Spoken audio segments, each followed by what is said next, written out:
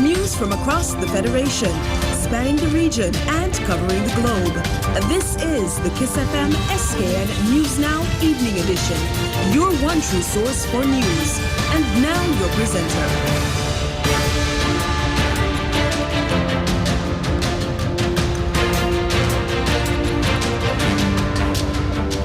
Good evening, I'm Kinney James. Today is Monday, 12 March 2018. This is the SKN News Now Evening Edition. In the headlines tonight, nationally, police have launched investigations into the attempted murder of two young men. Internationally, Cuban elections open final chapter of the Castro era. And in sport, England cricketer Ben Stokes has denied the AFRE charge. We have the details of these stories, the weather and Carib update all ahead in the SKN News Now Evening Edition.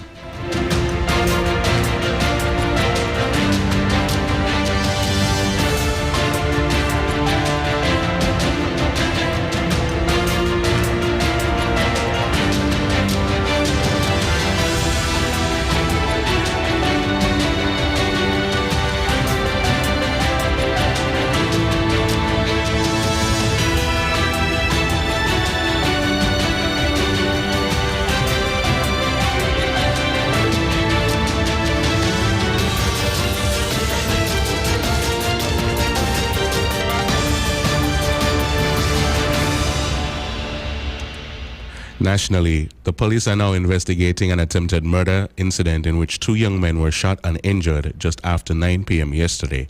According to police, Royal St. Christopher and Nevis Police Force were conducting patrols in Virchals when they heard what sounded like gunshots being fired in the direction of Old Road. They responded and were later joined by officers from other outposts as well as soldiers from the St. Kitts Nevis Defense Force. The suspicions were correct, as they soon located two victims who appear to have been shot multiple times.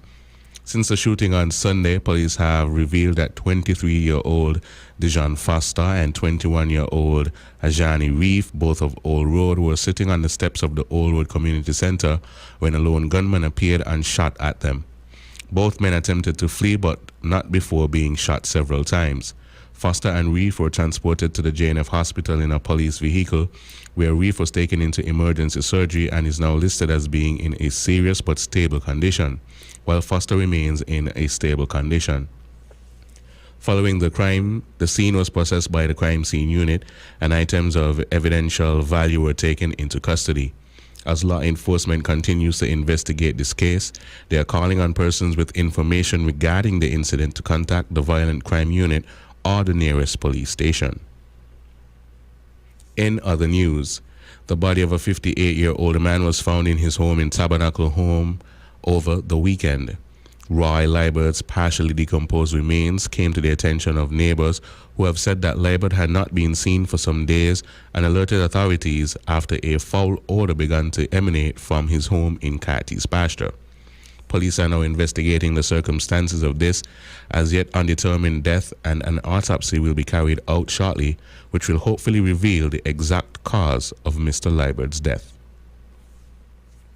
Leader of the opposition, the Right Honorable Dr. Denzel L. Douglas, this weekend joined the family and those closest to former educator Joseph Holliday in mourning his passing. In a message to Mr. Holliday's daughter, Dr. Sharon Holliday, Dr. Douglas noted the educator's humble beginnings and how he overcame the challenges of poverty and its related social ills to become an icon in the educational development and advancement of several generations of Kittitians and Nevisians. Dr. Douglas continued that Mr. Holliday thought that he had retired from this stellar national service in conventional education, moved on to a new career recruiting, training, and advancing the human resources of the national security forces in their modernization programs. Speaking both as a personal friend and having worked closely with Dr. Holliday, Dr. Douglas also recognized him for his dedication and service to his church and community, and also for his commitment to uplifting the Kittitian and Nevisian society through his strong values.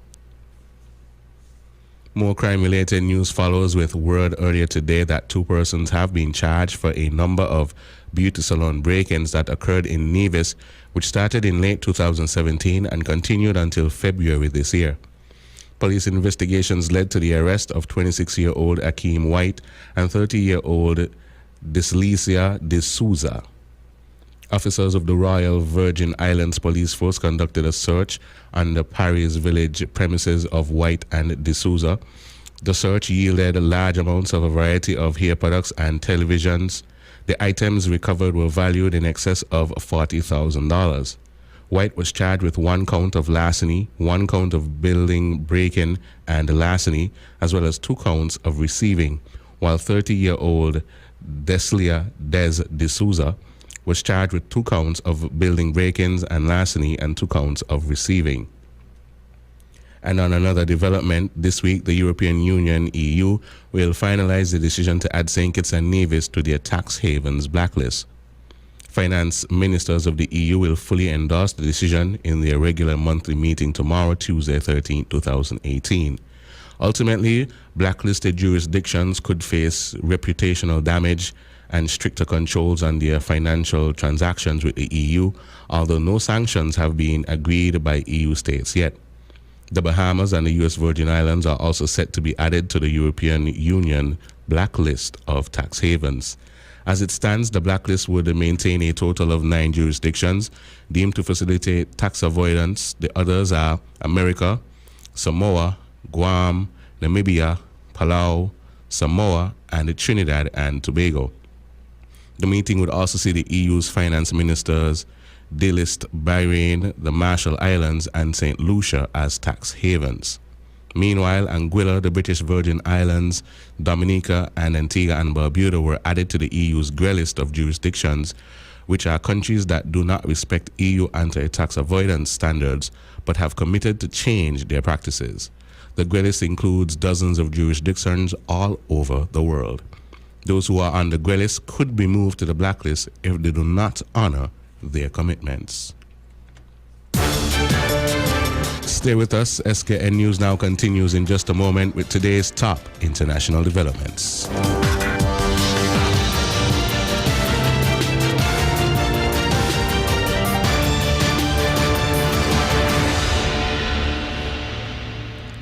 Vice President Miguel Diaz-Canel, the man expected to be Cuba's next president, has promised the new government will be more responsive to its people. Cubans have been voting to ratify their National Assembly, which will choose a successor to President Raul Castro in an electoral process that began months ago and will end on April 19th. The new leader will be first in almost 60 years from outside the Castro family. Julia Galliano reports. No campaigning, just one party, and rarely any surprises. Elections in Cuba are carefully managed, and this vote, the last step before Cuba's National Assembly chooses a replacement for Raul Castro, was no different. With their ballots, Cubans essentially confirmed the names of 605 Assembly delegates, an electoral process that began months ago and will end on April 19th. That's when the new assembly forms the Council of State, which in turn chooses the next president. It's widely expected this man, Vice President Miguel Diaz-Canel, will replace Raul Castro. This government that we are electing today will owe itself to the people. The people will take part in the decisions that the government takes. That government will work based on its relationships to the people. And the people can also remove those who don't meet their responsibilities.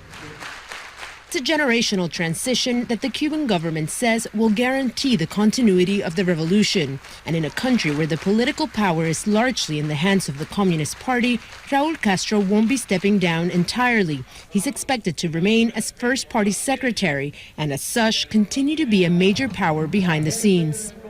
There's a palpable sense of resignation in Cuba about who the next president will be. In fact, with only weeks to go, Cubans know very little about Miguel Diaz-Canel or any of the other potential candidates. One thing there is no uncertainty about, though, is what the next president's biggest challenge will be upon taking office, and that is tackling the country's stagnant economy. Over the last decade, Cuba has made efforts to modernize its economy, most notably allowing some private businesses to operate. But many here feel they have fallen short of what's needed to improve quality of life on the island. The next president's job has also been made much harder by the worsening relationship with the United States and the economic collapse of Venezuela, Cuba's main ally in the region. There will be positive changes both to our economy and our politics because some of the decisions made in the past have become obsolete. We have some big economic challenges ahead, in particular the unification of our two currencies, which creates a lot of problems. But we trust those people in this new government will be able to find the best way forward without ever compromising our peace and freedom. Whoever's the next leader will find it tough to replace these historically recognized figures.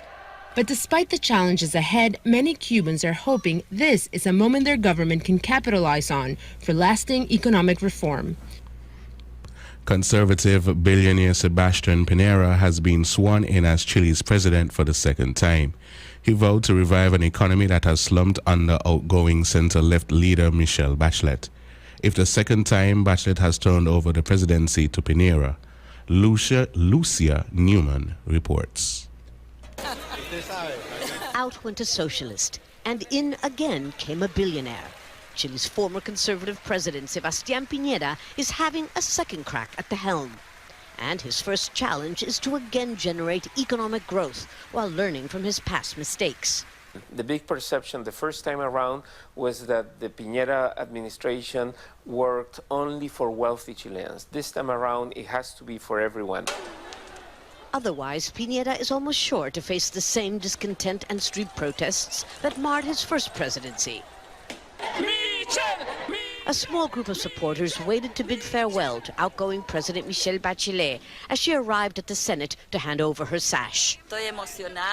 I'm emotional because a great woman who represented all of us is leaving. She did so much for women. Another thing that hasn't gone unnoticed is that with Bachelet goes the very last woman president in Latin America.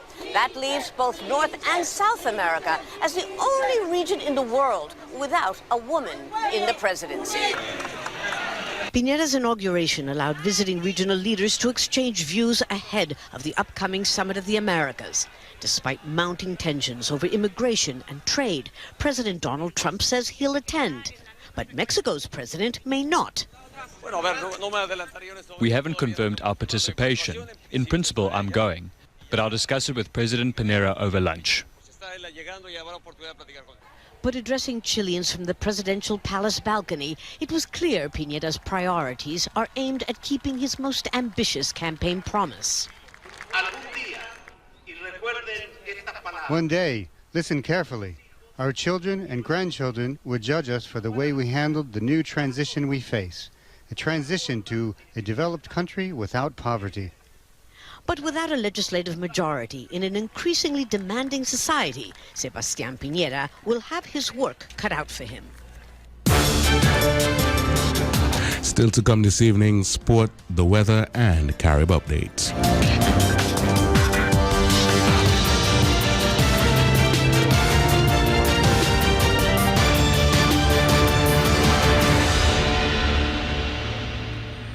And in sports, England cricketer Ben Stokes has pleaded not guilty after being accused of fighting outside a Bristol nightclub in September. The 26-year-old Durham all-rounder is charged with a fray after a man allegedly suffered a broken eye socket. At Bristol Crown Court on Monday, Mr. Stokes denied the charges via video link from New Zealand, where he is on duty with the England squad. Mr. Stokes is accused jointly with Ryan Hale and Ryan Aslam Ali.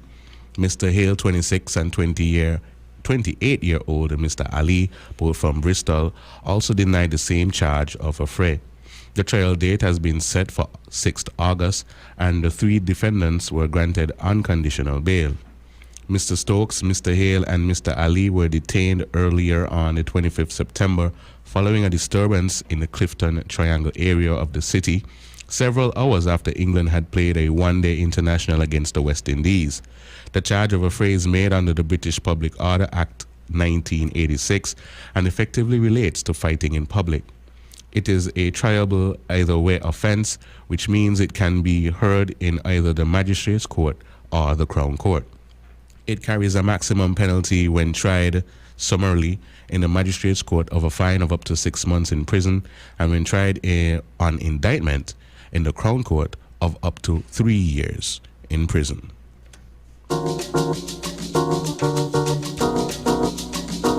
And now for a look at this evening's weather forecast. A surface high pressure will support stable weather conditions across the area. The high will also generate a moderate southeast wind flow across the islands. Therefore, skies over St. Kitts and Nevis tonight will be mostly fair. Tomorrow will be sunny to partly cloudy. Winds are east at 12 to 18 miles per hour. Seas are moderate with waves reaching 1.5 to 2.1 meters or 5 to 7 feet. A caution is in place for small craft operators and sea bathers, mainly on the eastern and northern sides of the islands. The amount of rainfall for the month of March stands at 0.3 millimeters or 0.012 parts of an inch. Sunrise tomorrow will be at 6:21 a.m. The sun will set at 6:20 p.m.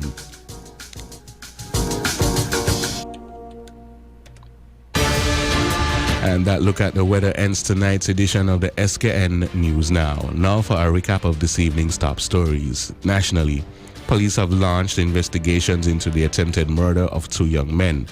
Internationally, Cuban elections open final chapter of the Castro era.